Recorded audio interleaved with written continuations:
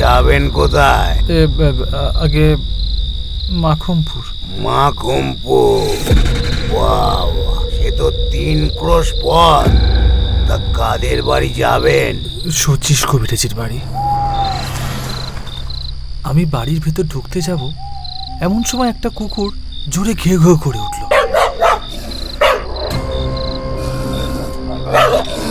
আমার এই কুকুরের ডাকটা ঠিক ভালো লাগলো না, কিন্তু এই কুকুরের চিৎকারের পেছনে যেন একটা ছন্ন ছাড়া অমঙ্গলজনক অর্থ আছে।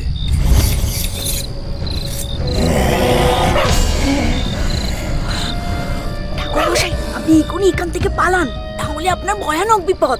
এরা ফাঁসুরে ডাকাত, রাতে এরা আপনাকে মেরে ফেলবে।